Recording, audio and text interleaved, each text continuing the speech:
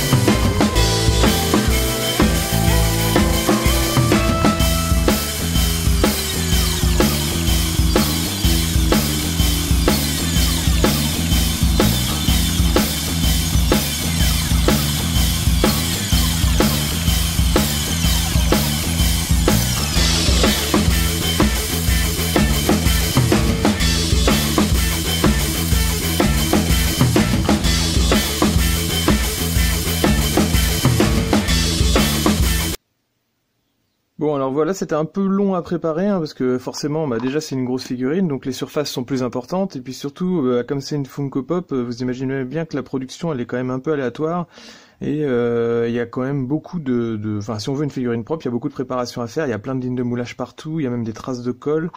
On peut décoller certains éléments, hein, parce que bien sûr, la figurine est en plein de pièces différentes, hein. Là, moi, j'en compte une, deux, il y a l'articulation du cou, 3, 4... 5 avec les jambes et peut-être 7 avec le pactage et peut-être même une huitième parce que j'ai l'impression qu'il y a des trucs qui s'emboîtent en dessous. Donc avec le flingue, on est presque à on va dire 8 ou 9 pièces. Il suffira que je le colle et je vais surtout décoller juste le flingue parce que je vais devoir peindre le torse et si je veux que ça soit accessible et relativement correctement peint, il faut que je puisse accéder derrière le flingue. Alors vous voyez que c'est vraiment de la production, c'est basique, hein, le flingue il a très peu de détails et puis l'arrière est carrément pas détaillé et même faux si on va par là puisque ça a été recoupé pour que la main puisse passer. Et petit détail d'ailleurs, alors là il a le pouce qui est vraiment replié contre son poignet on va dire, mais ici il a carrément pas de pouce en fait. J'ai cru au début qu'en détachant il y avait une pièce qui avait sauté, mais non. En fait c'est que quand vous placez le flingue comme ça, le flingue est plaqué contre la paume, donc ici on voit pas le détail, mais si vous voyez à la caméra ici, en fait le flingue est complètement contre le bracelet a même une petite découpe pour que ça puisse passer, et en fait si on détache, normalement ici c'est l'emplacement du pouce, et il est pas sur le flingue, donc voilà, c'est un monsieur qui n'a que 9 doigts. Enfin bref. Et donc après c'est pas mal de petits raccords, il y a même des traces de colle, là je vois que j'en ai oublié une, hein, donc c'est des bavures ou alors peut-être des petites zones d'accroche de vinyle qui restent à ébavurer en fait. Qu'est-ce qu'il y avait d'autre? Si j'avais une grosse trace de colle sous la jambière ici. Donc peut-être que ça avait collé. Donc voilà, si on veut une figurine propre, faut un peu bosser. Après, bon, il y en a certains qui diront que les lignes de moulage font partie des Funko Pop, hein, parce que c'est des figurines un peu plus grossières et en mode chibi là. Moi perso, si je veux faire une peinture propre, je préfère travailler sur des surfaces lisses et préparées. Sachant que celle-là, alors le vinyle c'est blanc, elle a déjà été sous-couchée. C'est un blanc-gris plutôt comme ça là, ce qu'on voit en dessous de ce que j'ai poncé. Et donc ici, elle a reçu une sous-couche Games Workshop, j'imagine, une espèce de gris codex. Donc c'est parti pour la petite conversion et...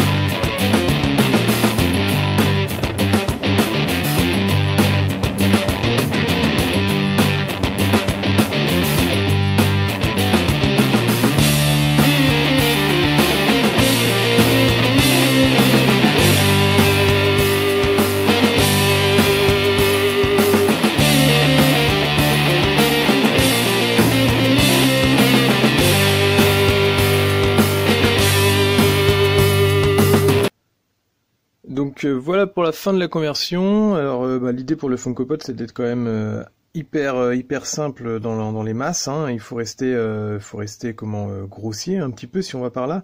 Là je viens de voir que je vais écraser un tout petit peu le câble que j'ai fait avec quand j'ai travaillé de l'autre côté, mais c'est pas grave, c'est encore frais, donc je vais pouvoir le relisser.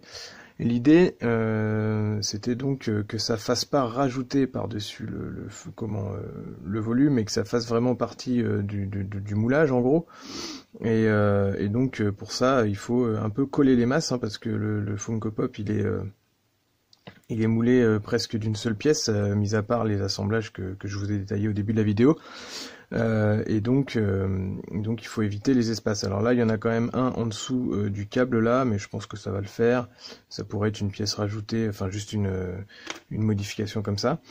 Donc je suis resté simple sur le bionique. Et puis ici, j'ai fait le petit ajout de fourrure qui correspond au chapitre que je veux faire pour la peinture. Je pensais pouvoir faire la vidéo d'une seule traite, mais en fait, comme il y avait beaucoup de préparation, bah, ça sera la première partie, et je vous montre la vidéo, enfin la peinture de la figurine dans une seconde vidéo, sous peu.